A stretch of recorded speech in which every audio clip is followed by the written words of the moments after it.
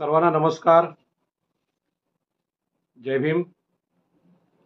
आज आपण पुन्हा एकदा बहुजन संघटक या चॅनलवर एका महत्त्वाच्या विषयावर बोलायला उभे आहोत. विषय असा आहे की 2024च्या निवडणुकांचे निकाल आलेले आहेत. आपले आता तिसऱ्यांदा माननीय पंतप्रधान मोदी हे आपल्या देशाच्या पंतप्रधान पदावर विराजमान झालेले आहेत.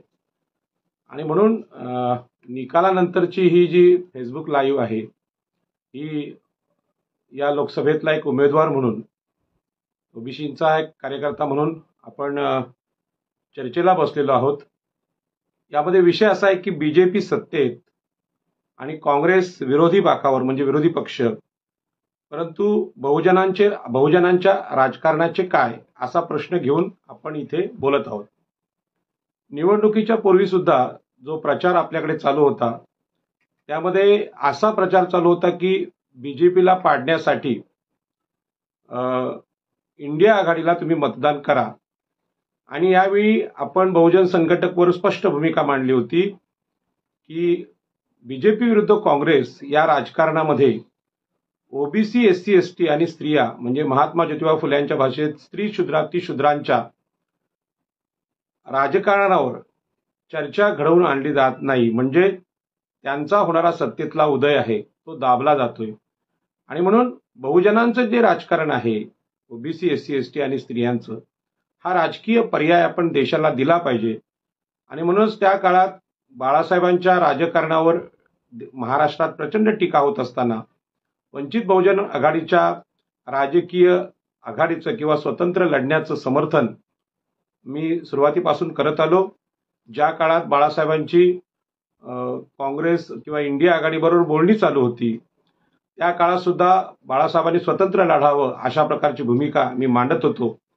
आणि आज विषय असा आहे की ही स्वतंत्र भूमिका न मांडल्यामुळे आज स्थिती अशी आहे की बीजेपी सत्तेत आहे, काँग्रेस विरोधी पक्षात आहे आणि बहुजनांचं राजकारण संपल्याच्या गोष्टी अनेक लोक करत आहेत. आणि अनेक लोक बहुजनांच्या राजकारणावर टीका करत आहेत. यामध्ये देशातला तिसरा राष्ट्रीय पक्ष बहुजन समाज पार्टी यांना एक सुद्धा जागा मिळाली नाही आणि वंचित बहुजन आघाडीला एक सुद्धा जागा लोकसभेत मिळाली नाही. मतांची टक्केवारी कमी झालेली आहे आणि यामुळे प्रचंड मोठी टीका आंबेडकरी विचारांच्या राजकारणावर होताना दिसत आहे. आणि याच्यामुळे अशामध्ये धीराने उभे राहणारी, विचार करणारी मंडळी आपल्याला हवी आहे. आणि यामध्ये ओबीसींची भूमिका अत्यंत महत्वाची आहे. ओबीसी लोक आता बोलत आहेत, श्रावण देवरे सर बोलत आहेत, काही मोजकी लोक बोलत आहेत. परंतु हे जे सगळ्या चिंतेचं कारण आहे, बहुजनांचं राजकारण म्हणजे ओबीसी, एससी, एसटी आणि स्त्रियांचं राजकारण, याच्यावर चर्चा निवडणूक पूर्व काळात कोण करत नव्हतं. आताही कोणी करताना दिसत नाही. निवडणूक पूर्व काळात बाळासाहेब लढत होते की आम्ही स्वतंत्र लढणार, चर्चा करत होते. महाराष्ट्रात खऱ्या अर्थाने वैचारिक भूमिका ते मांडत होते. अशा प्रकारची वैचारिक भूमिका फार कमी लोकांनी मांडली आणि बाळासाहेबांच्या वैचारिक भूमिकेला प्रचंड विरोध महाराष्ट्रातले अनेक विचारवंत करत होते. पण आता खरं म्हणजे ही जी टीका होते बहुजन समाज पार्टी आणि बाळासाहेबांच्या राजकारणावर, ती टीका अत्यंत चुकीची आहे. खरं म्हणजे आता आपण समीक्षा याची केली पाहिजे की भाजपा विरुद्ध काँग्रेस या राजकारणामध्ये मागासवर्गीय राजकारणाचा बळी दिला जातोय का, किंवा त्यांचं जे राजकीय भूमिका आहे ती नाकारली जाते का. खरं म्हणजे संविधानवादी भूमिका ही आंबेडकरी लोकांची आहे, ती काही भूमिका काँग्रेसची नव्हती. आणि काँग्रेसची जर ती भूमिका असती तर जेव्हा काँग्रेसची सत्ता होती तेव्हा संविधानाच्या संरक्षणात्मक भूमिका काँग्रेसनी घेतली असती तर भाजपचं सरकार आलंच नसतं. आणि म्हणून ही चर्चा करत असताना मी आपल्या देशातल्या सत्ताकारणाचा परिचय आपल्याला थोडक्यात करून देतो.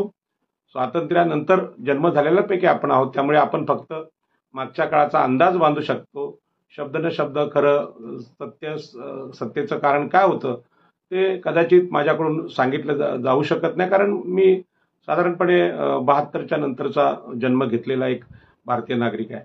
आणि म्हणूनच आपल्याला माहित आहे की स्वातंत्र्य आपल्या देशाला मिळाल्यानंतर काँग्रेसनी जी स्वातंत्र्य चळवळ काँग्रेसमधल्या अनेक नेत्यांनी केली, महात्मा गांधी असतील, पंडित जवाहरलाल नेहरू असतील, सरदार वल्लभभाई पटेल असतील, मौलाना अब्दुल कमाल आझाद, सुभाषचंद्र बोस, असे अनेक क्रांतिकारक किंवा स्वातंत्र्य चळवळीत भाग घेतलेले लोक होते.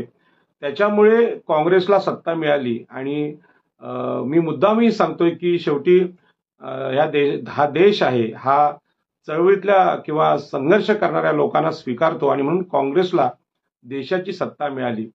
परंतु ही सत्ता मिळाल्यानंतर पहिले पंतप्रधान पंडित जवाहरलाल नेहरू त्यांनी जे काम केलं ते काम खरोखर अतिशय उत्तम काम होतं. त्यांनी मंदिरांपेक्षा धरणाला महत्व दिलं आणि जो प्रबोधनाची जी चळवळ होती त्या प्रबोधनातून किंवा भारतीय संविधानाच्या माध्यमातून आपल्या देशाला एक विचारधारा मिळाली होती. त्या विचारधारेचं अनुसरण करण्याचं काम पंडित जवाहरलाल नेहरू यांनी केलं. पण काळ जसा बदलत गेला तसा काँग्रेसची जी प्रत्यक्ष सत्ता करण्याची जी विचारधारा आहे ती बदलत गेली आणि काँग्रेस सुद्धा या देशातले जे ब्राह्मण क्षत्रिय वैश्य होते त्यांच्या सरंजामीपणाकडे झुकत गेली. आणि या प्रकारामुळे लोकांना न्याय देणारे जे म्हणजे मागासवर्गीय जनतेला या देशातल्या ओबीसी एससी एसटी स्त्रिया यांचं शोषण जे मनुस्मृतीने केलं होतं, मनुवाद्यांनी केलं होतं, त्याला न्याय देण्याचं काम डॉक्टर बाबासाहेब आंबेडकरांच्या संविधानाने केलं होतं. त्याचा विसर काँग्रेसला पडत गेला आणि या सरंजामी झालेल्या आळसावलेल्या मस्तवाल काँग्रेसी जनांचा पराभव करणं हे भाजपाला सहज शक्य झालं. आणि भाजपाने याच काळात धार्मिक ध्रुवीकरणाचं राजकारण केलं. आणि आपल्याला माहिती आहे 2014 पासून खऱ्या अर्थानं म्हणजे अगोदर सुद्धा अटल बिहारी वाजपेयी पंतप्रधान झाले, पण ते एवढे दाहक नव्हते जेवढे मोदी आहेत. आणि मोदींनी ही सत्ता 2014 नंतर खऱ्या अर्थाने आपल्या हाती घेतली. आणि ज्यासाठी आपल्या महापुरुषांनी आपल्याकडे संघर्ष केला होता, म्हणजे भारताचं स्वातंत्र्य युद्ध म्हणजे इंग्रजांना बाहेरून हाकलणारं युद्ध किंवा भारताची स्वातंत्र्य चळवळ म्हणजे परक्या इंग्रजांना देशाबाहेर घालवणं असंच स्वातंत्र्य चळवळ नव्हती.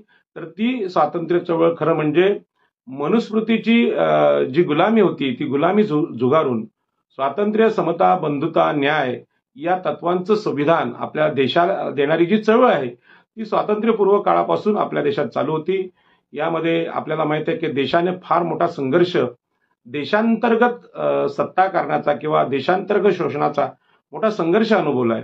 जरी आपल्या देशावर इंग्रजांनी राज्य केलं, मोगलांनी केलं, पोर्तुगीजांनी केलं, फ्रेंचांनी केलं, या सगळ्या परकीय सत्ताधाऱ्यांचा उल्लेख आपल्याकडे मोठ्या आवाजाने होत असला तरी सुद्धा या देशामधल्या ब्राह्मण क्षत्रिय वैश्य या मनुवाद्यांनी या देशाचं खरं शोषण केलं होतं.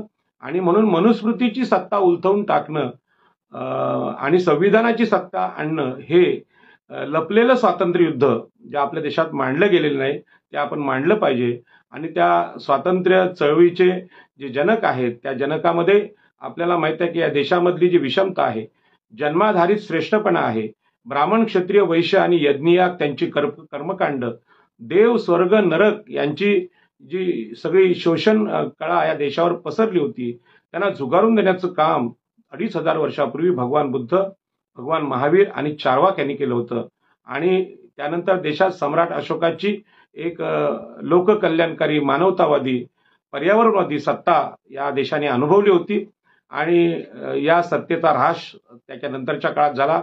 मनुस्मृती अधिक बळकट होत गेली आणि सम्राट अशोकानंतर छत्रपती शिवाजी महाराजांचं रयतेचं राज्य आम्ही महाराष्ट्रीय लोकांनी पाहिलं. आणि म्हणून महाराष्ट्राला छत्रपती शिवाजी महाराजांच्या रयतेच्या स्वराज्याचा अभिमान आहे. आणि हे रयतेचं स्वराज्य पुन्हा एकदा पेशवाईच्या काळात गाडलं गेलं. आणि यानंतर महात्मा ज्योतिबा फुले या महापुरुषाचा जन्म झाला की ज्याने इंग्रजी शिक्षण घेऊन आपल्या महाराष्ट्राला आणि देशाला स्त्री शूद्रांचं शोषण करणारी मनुस्मृतीचा परिचय अधिक ठळकपणे करून दिला. आणि यातून मुक्त व्हायचं असेल तर आधुनिक विद्या म्हणजे शिक्षण आम्ही घेतलं पाहिजे. आणि त्यातल्या त्यात ज्या क्रमाने मनुस्मृतीने आमच्याकडे गुलामी लादली होती यामध्ये स्त्रियांना प्रथम गुलाम केलं होतं. आमची आई, आमची मावशी आणि आजी यांना शिक्षण नाकारून तिच्या पोटी जन्म घेणाऱ्या पिढ्यांना गुलाम करणारी मनुस्मृतीची गुलामगिरी झुगारून देण्यासाठी पहिल्यांदा स्त्री शिक्षणाची सुरुवात सावित्रीबाई फुलेंनी केली, क्रांतिज्योती सावित्रीबाई फुलेंनी केली. आणि हाच विचार राजर्षी शाहू महाराज यांनी आपल्या राज्यात, कोल्हापूर राज्यात आरक्षणाच्या प्रयोगाने पुन्हा एकदा पुढे आणला. आणि आपल्याला कल्पना आहे की डॉक्टर बाबासाहेब आंबेडकरांनी या सगळ्या महापुरुषांच्या विचारधारेला मोठा सन्मान देऊन भारतीय संविधानामध्ये भगवान बुद्ध, महावीर, चार्वाक यांचा तर्क या सगळ्या एक मनुस्मृतीच्या विरोधातल्या विचारसरणीला नव्या विज्ञानवादाचं, नव्या जगाचं जे सामाजिक न्यायाचं धोरण आहे, जागतिक समता आहे, जागतिक सामाजिक न्याय यांच्याशी जोडण्याचं, विज्ञानवादाशी जोडण्याचं काम डॉक्टर बाबासाहेब आंबेडकरांनी केलं. आणि म्हणून देशाचा हा जो सांस्कृतिक इतिहास आहे तो मनुस्मृतीच्या सत्तेचा होता. आणि या मनुस्मृतीच्या सत्तेचा विषय आपल्याला माहित आहे, काँग्रेसच्या सत्तेच्या काळात बाबासाहेब आंबेडकरांच्या संविधानाच्या प्रभावाने थोडा मागे पडला होता. परंतु मोदींच्या काळात रासव संघ आणि गोळवळकर गुरुजी यांची जी विचारधारा आहे ती पुरुष सुप्ताची आणि मनुस्मृतीची विचारधारा पुन्हा एकदा प्रभावी झाल्याचं आपल्याला पाहायला मिळतं. आणि म्हणूनच स्वातंत्र्यानंतर पहिल्यांदा संविधानिक विचारसरणी आपल्या देशात देणारे जागतिक दर्जाचे विचारवंत आणि आधुनिक भारताचे शिल्पकार, आधुनिक राष्ट्र निर्माते डॉक्टर बाबासाहेब आंबेडकर यांनी खरं म्हणजे ओबीसी, एससी, एसटी या मागासवर्गीय राजकीय सत्तेचा पाया घातला असं माझं मत आहे. आणि म्हणून भाजपाची सत्ता, भाजप आज सत्तेत आहे, काँग्रेस विरोधी पक्षात आहे.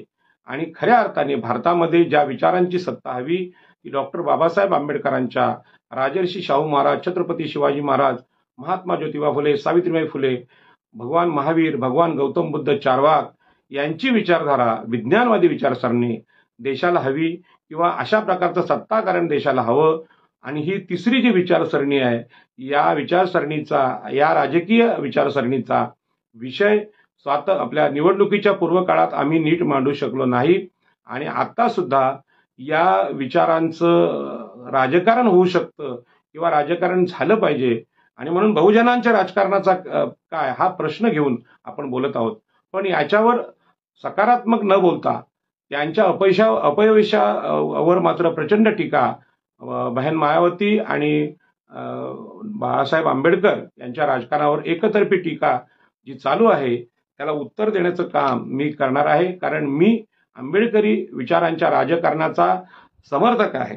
आणि म्हणून काँग्रेस भारतातल्या सरंजामी जमीनदार उच्चवर्णीयांची सत्ता होती हे मी स्पष्टपणे सांगू इच्छितो. आणि म्हणून पंडित जवाहरलाल नेहरू हे आधुनिक विचारांचे होते. देशाच्या उभारणीत त्यांचं मोठं योगदान आहे.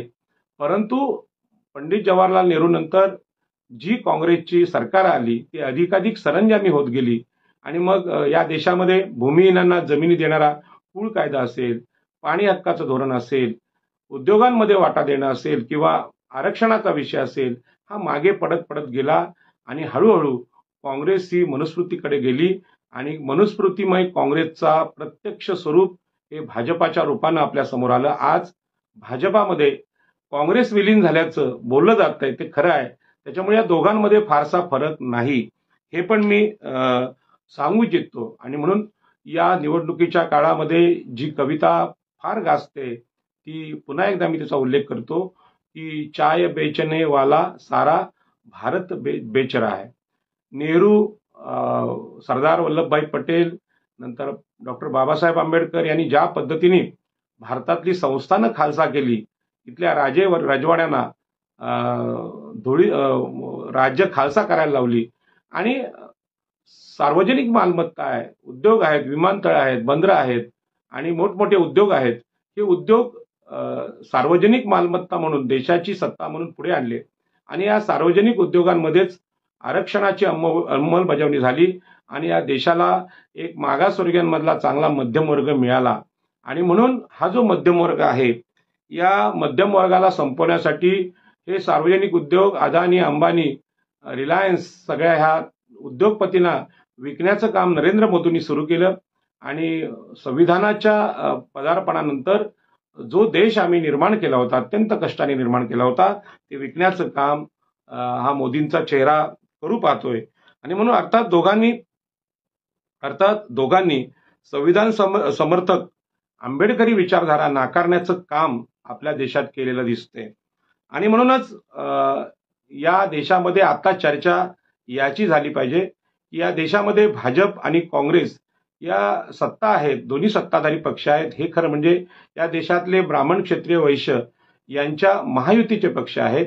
आणि म्हणून या देशातला एससी, या देशातला एसटी, या देशातला अल्पसंख्याक, या देशातल्या स्त्रिया आणि या देशातले ओबीसी यांचा सत्तेतला चेहरा पुढे आणण्याचं काम आम्ही केलं पाहिजे, हा आजच्या चर्चेचा विषय आहे. आणि म्हणून राम मंदिराच्या आंदोलनाच्या माध्यमातून देशाला पुराणांकडे, पुरुषसुक्ताकडे आणि मनुस्मृतीकडे नेण्याचं काम भाजपा आणि संघ परिवाराने केलं. आणि म्हणून समर्थक आंदोलनं जी होती ती एकतर काँग्रेसला संपवणारी होती आणि दुसरीकडे संविधानाच्या विचारधारेतून जो नवा विचार आपल्या देशात जन्म घेत होता, आंबेडकरी आंदोलनं पुढे येत होती, त्यानं सुद्धा संपवण्याचं काम या भाजपाने केलेलं आहे. आणि म्हणून काँग्रेस आंबेडकरी विचारांना जर प्रोत्साहन देऊ शकली असती तर खरं म्हणजे संविधान बचावाची वेळ काँग्रेसवर आज आली नसती. खरं म्हणजे संविधान वाचवणं हे आंदोलनच मुळात आंबेडकरी लोकांचं होतं. ते आंदोलन आपल्याकडे हायजॅक काँग्रेसने केल्याचं पाहायला मिळतं. आणि म्हणून मोदींनी धार्मिक ध्रुवीकरण करून सत्ता ताब्यात घेईपर्यंत देशातील 85% ओबीसी, एससी, एसटी या वर्गाला त्यांनी पुढे आणण्याचं टाळलेलं आहे, काँग्रेसने टाळलेलं आहे. आणि म्हणून या सगळ्या संविधान धोक्यात आल्याच्या ज्या चर्चा आहेत त्यामध्ये भाजपा इतकीच काँग्रेस सुद्धा जबाबदार आहे असं माझं म्हणणं आहे. आणि म्हणून या सगळ्या प्रकारामध्ये स्वातंत्र्यानंतर आंबेडकरी चळवळ बाबासाहेबांच्या नंतर एकाकीपणे लढलेली आहे. आणि म्हणून त्या लढवय्या लोकांचं ज्यांनी बलिदान या आंबेडकरी विचारधारेसाठी दिलं त्या सगळ्यांना मी मानाचा जयभीम करतो. आणि आपलं मरण, आपण जे हुतात्मे झालेत वेगवेगळ्या पद्धतीने जाळपोळीमध्ये, हिंसाचारामध्ये जे आंबेडकरी तरुण, आंबेडकरी स्त्रिया मारल्या गेल्या, जाळल्या गेल्या, त्या सगळ्यांची आठवण मी इथे करतो. याचं कारण असं आहे की आमच्याकडे सिडको विरुद्धच्या आंदोलनात म्हणजे वसंतदादा पाटील या मराठ्याने पोलिसी गोळीबार आमच्यावर केला, आगरी लोकांवर केला. यामध्ये आगरी, कोळी, कराड या जातीचे 5 लोक हुतात्मे झाले, स्वातंत्र्यानंतरच्या काळात हुतात्मे झाले. लोकनेते दिबा पाटील यांच्या नेतृत्वाखाली हे सगळे बळी आहेत. हे दिबा पाटील सुद्धा डॉक्टर बाबासाहेब आंबेडकर आणि भगवान बुद्ध यांना मानणारे नेते होते. ही अशा प्रकारच्या अनेक बलिदान अगदी अलीकडेच जयभीम नगर पवईला काल तोडलं, हे सगळे प्रकार मागासवर्गीयांवर अत्याचार करणारे आहेत. भीमा कोरेगाव असेल, जवखेडा असेल, ही अशी अनेक हत्याकांड आपली झाली. या सगळ्या लढलेल्या वीरांचं जे बलिदान आहे हे आंबेडकरी चळवळीसाठी दिलेलं बलिदान आहे. या सगळ्यांच्या आठवणींना मी वंदन करतो. आणि हे करत असताना आंबेडकरी चळवळ ही एकाकी लढली. सुरुवातीच्या काळात मंडल आयोगाच्या काळात ओबीसीना हे मंडल आयोग म्हणजे आरक्षण म्हणजे काय हे समजवण्याचा यशस्वी प्रयत्न आंबेडकरी कार्यकर्त्यांनी केला. परंतु खऱ्या अर्थाने ओबीसी आणि स्त्रियांपर्यंत ही चळवळ आम्ही सगळेजण पोहोचू शकलो नाही. मी दुसऱ्यांदा लोकसभा लढतोय त्यामुळे यामध्ये सगळ्यात मोठा जबाबदार मी आहे असं म्हणतो. मी दुसऱ्यांवर आरोप करत नाही. आमच्यासारखे जे ओबीसी नेते आहेत हे आंबेडकरी विचारधारा ओबीसी आणि स्त्रियांपर्यंत पोहोचू शकलो नाहीत, हे आम्ही आमचं अपयश मानतो. आणि म्हणून बसपाच्या उत्तर प्रदेशमध्ये मध्ये काशीराम यांनी जो यशस्वी लढा दिलेला आहे आणि सत्तेचा जो यशस्वी प्रयत्न केलेला आहे तो सुद्धा कौतुकास्पद आहे. आणि साऱ्या देशात हा विचार पोचविता आला असता बहुजन समाज पार्टीच्या लोकांना आणि तो पोचवला असता तर निश्चितपणे तिसरा पर्याय वंचित बहुजन आघाडी आणि बसपाच्या माध्यमातून आज प्रभावी ठरला असता. परंतु आपल्याला अशा प्रकारचं यश आलेलं नाही. किंबहुना बसपाचा विचार माझ्यापर्यंत पोचायला 2024ची निवडणूक आली म्हणजे माझ्यासारख्या ओबीसी पर्यंत बहुजन समाज पार्टीचा कांशीराम साहेबांचा विचार मला फार उशिरा कळला. आणि म्हणून 2019ला वंचितने जो प्रयोग केला, अत्यंत यशस्वी लोकसभेचा प्रयत्न केला, यामुळे मला खरं म्हणजे राजकारण शिकायला मिळालं. 2019च्या निवडणुकीत मी पहिल्यांदा लोकसभा लढलो आणि आता बसपामधून लढलो. हा सगळा प्रवास आहे. हा एक ओबीसी जे नेते आहेत, जे काही मोजके नेते आहेत, जे आंबेडकरी पक्षांच्या माध्यमातून निवडणुका लढलेत, बहुजन समाज पार्टीच्या माध्यमातून सुद्धा पूर्वी अनेक लोकांनी निवडणुका लढल्या असतील. तर हा जो परिचय आहे ओबीसीना, कारण म्हणजे भाजप आणि काँग्रेस, शिवसेना, राष्ट्रवादी या पक्षांमध्ये अनेक ओबीसी आहेत, परंतु बीएसपी मधून आणि वंचित मधून लढणारे जे ओबीसी नेते आहेत त्यांना ही आंबेडकरी चळवळ थोडीफार समजण्याची शक्यता आहे. आणि म्हणून बहुजन समाज पार्टीचा राजकीय यशाचा जो उत्तर प्रदेशमधला पहिला टप्पा आहे आणि आता वंचित बहुजन आघाडीने महाराष्ट्रात केलेला प्रयोग आहे, ते प्रयोग आंबेडकरी राजकीय चळवळीच्या दृष्टीने अत्यंत महत्वाचे आहेत. आणि याच्या अगोदर बाबासाहेब आंबेडकरांनी म्हणजे सुरुवातीला जे राजकारण केलं आणि बाबासाहेब आंबेडकरांच्या राजकारणामुळे आमचे नारायण नागू पाटील पहिल्यांदा आमदार झाले आणि त्यानंतर कोळी समाजाचे काही आमदार झाले आणि त्यातून आम्हाला ओबीसीना खऱ्या अर्थाने पहिल्यांदा राजकीय परंपरा भेटली. त्यामुळे बाबासाहेब आंबेडकरांचं राजकारण आणि त्यानंतर बहुजन समाज पार्टी आणि वंचित बहुजन आघाडीचं राजकारण हे अत्यंत महत्वाचं राजकारण आहे. आंबेडकरी राजकारणासाठी हे महत्वाचं आहे. आणि म्हणून ह्या सगळ्या चळवळींचा प्रचंड मोठा दारुण पराभव 2024च्या निवडणुकीत बहुजन समाज पार्टी आणि वंचित बहुजन आघाडीचा झालेला आहे. हे सुद्धा सत्य आम्ही स्वीकारलं पाहिजे.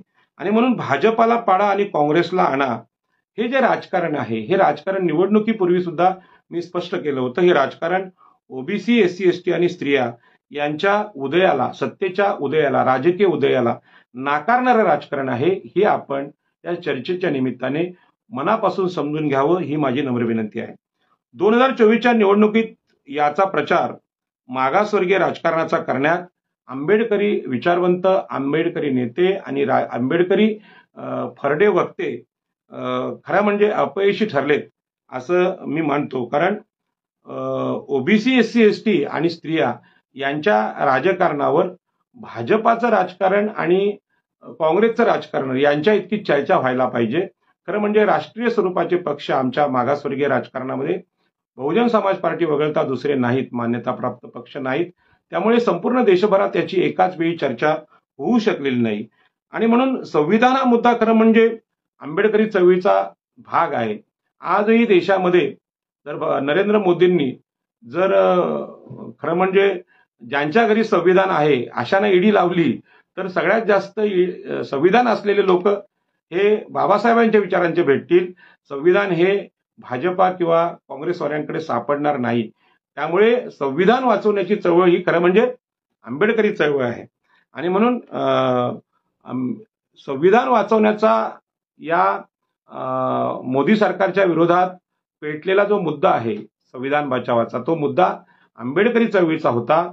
परंतु मला वाटतं भाजपा आणि इंडिया आघाडीने संगनमत करून एकमेकांच्या विरोधात आवाज उठवून तिसरा पर्याय जो ओबीसी, एससी, एसटी यांच्या राजकीय सत्तेचा बाजूला करण्यात यश मिळवलेलं आहे.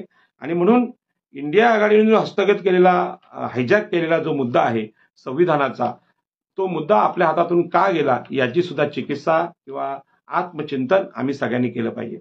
आणि म्हणून भाजपाला पर्याय काँग्रेस हे समीकरण देशातील ब्राह्मण क्षत्रिय वैश्य या राजकीय महायुतीचं यश आहे असं मी मानतो. आणि म्हणून या राजकीय महायुतीनं आज देशाच्या सत्तेच्या पक्षात आणि विरोधी पक्ष म्हणून सत्तेच्या पक्षात भाजप आहे आणि विरोधी पक्षात काँग्रेस आहे. त्याच्यामुळे अनेक लोकांना असं वाटतं की बाबा भारतीय जनतेचा ह्यात विजय झालाय. म्हणजे आता काही लोक विश्लेषण करतात की मोदींचा खरं म्हणजे पराभव झालेला आहे, मोदींना 400 पार जागा घेता आल्या नाहीत आणि म्हणून मोदींचा पराभव आहे. पण मोदींचा पराभव नाही, मोदींची सत्ता भारतात आली आहे. त्यांचा उद्देश हा सत्ता घेणं हा होता. संविधान संपवून देशात हुकुमशाही येणार, 400 पारच्या घोषणेने भाजपाच्या विरुद्ध हा प्रचार केला गेला. आणि भाजपाने जी कामं केली, नोटबंदी असेल किंवा कोरोनाच्या काळात मागासवर्गीय नागरिक आणि हे जे हे आहेत आपल्या सफाई कामगार असतील किंवा माथाडी कामगार असतील किंवा कष्टकरी लोक असतील, त्यांच्यावर जो प्रचंड मोठा सूड उगवलेला आहे नोटबंदीच्या काळात, त्याचा राग म्हणून पूर्ण देशामध्ये भाजपाच्या विरुद्ध जनमत होतं. परंतु हे जनमत दाबण्यासाठी मोदींनी अत्यंत युक्तीने काँग्रेसच्या हातात विरोधी पक्षाची माळ दिलेली आहे. आणि आम्ही सत्तेत असू तर काँग्रेस हा विरोधी पक्षात असेल, पण बहुजन समाज पार्टी किंवा वंचित बहुजन आघाडी कदापि सत्तेत येणार नाही. कारण हे दोन्ही पक्ष ओबीसी, एससी, एसटी आणि स्त्रियांचं नेतृत्व करतात. आणि हे जर पुढे आले तर या देशातल्या ब्राह्मण क्षत्रिय वैश्य यांची सत्ता कदापि येणार नाही. हा धोका मोदींना माहीत आहे, काँग्रेसला माहीत आहे. आणि त्याच्यामुळे त्यांनी मागासवर्गीय राजकारणाला दाबण्याचा यशस्वी प्रयत्न केला आहे. आणि म्हणून मनुस्मृतीच्या सांस्कृतिक गुलामगिरीस उत्तर हे कोणी द्यायचं, तर ते उत्तर बुद्ध, फुले, शाहू आंबेडकर विचाराने देता येईल हे सांगण्यात आंबेडकरी विचारवंत अपयशी ठरलेले आहेत असं मला वाटतं. खरं म्हणजे मला हा विचार आंबेडकरी विचारवंतांनीच दिलेला आहे, परंतु एकटा राजाराम पाटील यांना पुरेसा नाही. ओबीसी ओबीसी 52% आहे. या ओबीसींना आणि स्त्रियांना आम्ही बुद्ध, फुले, शाहू आंबेडकरी विचार ज्या पद्धतीने यशस्वीपणे सांगू शकायला हवं होतं असं सांगू शकलेलं नाही. दुसरीकडे आसाराम बापू असतील किंवा रामदेव बाबा असतील किंवा अनेक हे बुवा बापू आहेत, यांनी मनुवादाचा ज्या पद्धतीने पुरस्कार आपल्या देशात केला, त्यांच्या तोडीस तोड उत्तर हे फुले शाहू आंबेडकरांच्या विचारवंतांनी, तत्वज्ञानांनी द्यायला हवं होतं असं मला वाटतं. माझं मत आपल्याला पटत नसेल तर आपण यावर प्रतिक्रिया देऊ शकता, परंतु मला असं वाटतं की ज्या पद्धतीने मनुवादी बुवा बापू, शंकराचार्य हे हिरिरीने हा मनुवादाचा विचार आपल्या देशात मांडतात, याच पद्धतीने बुद्ध, फुले, शाहू आंबेडकर यांचा विचार आम्ही मांडवायला हवा. संघ हा धार्मिक गुलामगिरी आपल्यावर लादतो, आपल्या देशावर लादतो. त्याप्रमाणे गांधीवाद ही सुद्धा गुलामगिरीच आहे. ती एक पहिली गुलामगिरी ही दगड असेल तर दुसरी वीट आहे, परंतु दोन्ही ह्या गुलामगिऱ्याच आहेत आणि यांना स्वातंत्र्याचं उत्तर आम्ही आंबेडकरी विचारधारेने देऊ शकतो असं मला वाटतं. आणि म्हणून देशातील बहुसंख्य जनतेला आंबेडकरवाद किंवा संविधानवाद समजवण्यात आम्ही कमी पडलो होतो आणि जी काही संविधानाची चळवळ होती ती चळवळ सुद्धा काँग्रेसने हायजॅक केल्यामुळे आता आंबेडकरीवादी चळवळीचा जो विषय होता संविधान हा आपल्या हातातून गेलेला आहे. आणि दुसरीकडे मनुस्मृती घेऊन खुलेआमपणे आज भाजपा समोर येते आणि ती सांगते की आम्ही शाळेच्या अभ्यासक्रमात सुद्धा मनुस्मृती लावू.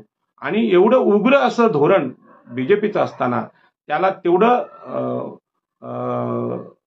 तोडीचं उत्तर काँग्रेस देऊ शकत नाही, कारण काँग्रेस हे सुद्धा सरंजामीच आहेत, ते काय संविधानवादी नाहीत.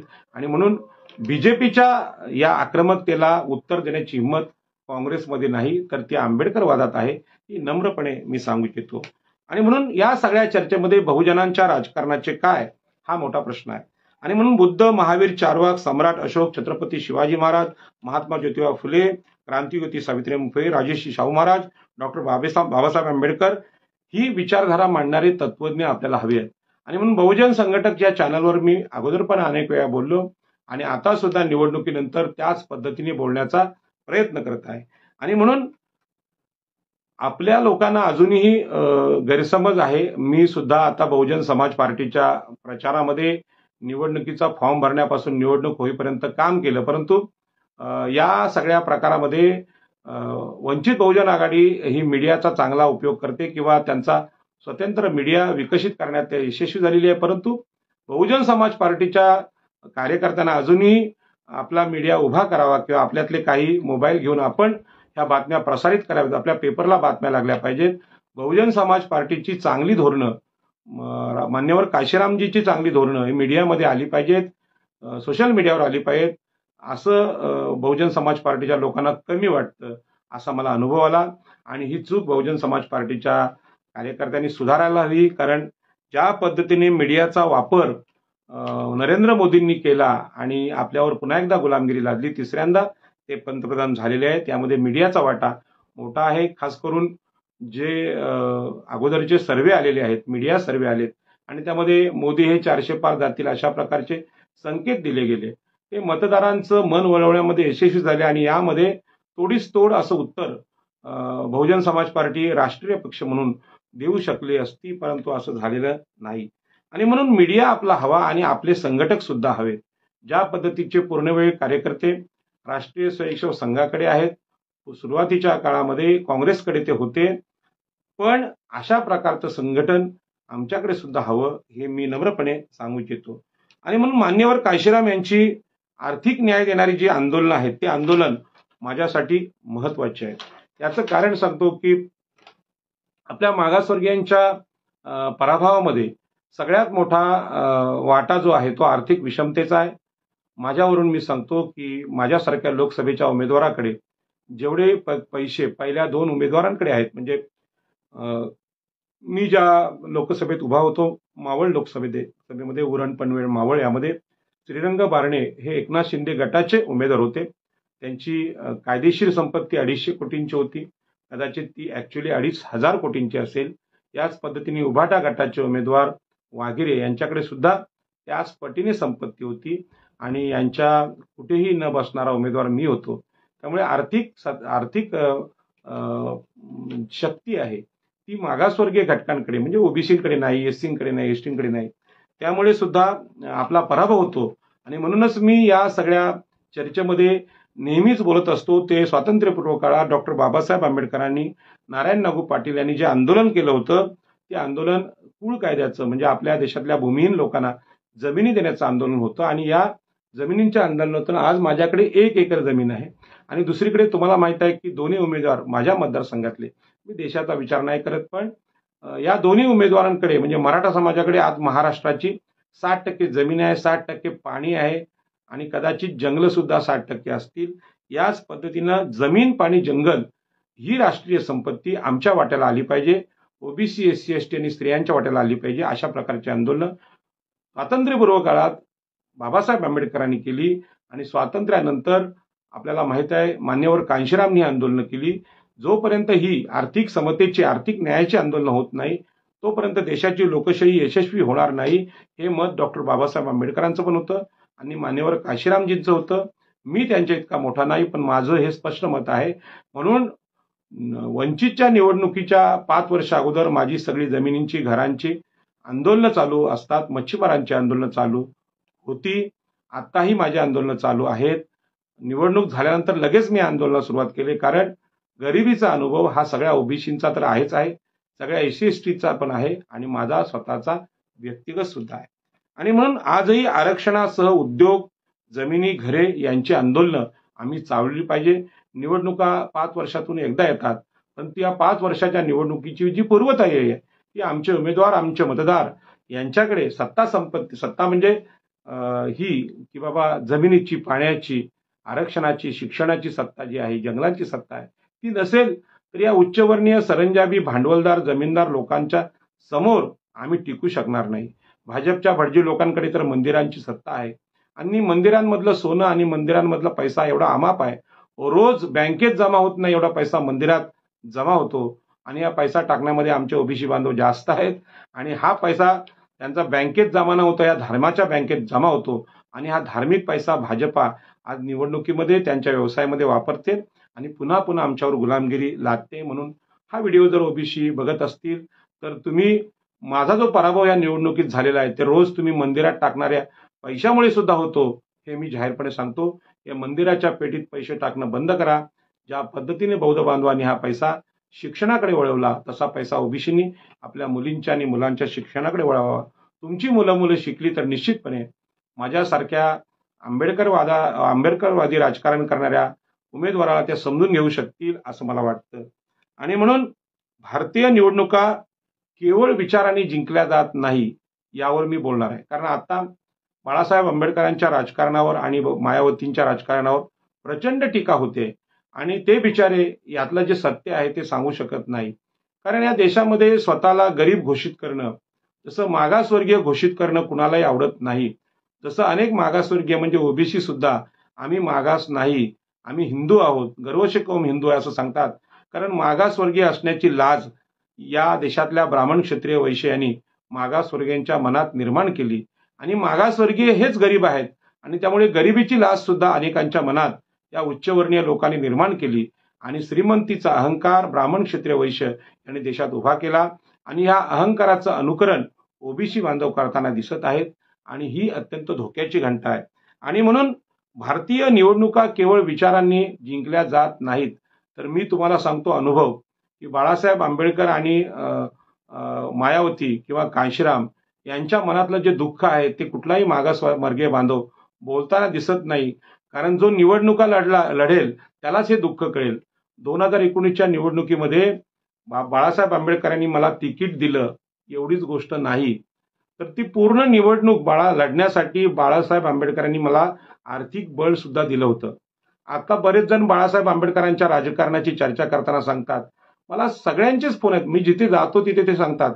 कारण मला अजूनही सगळेजण वंचित वालाच समजतात. फार कमी लोकांना माहित आहे की मी बहुजन समाज पार्टीतून निवडणूक लढलोय.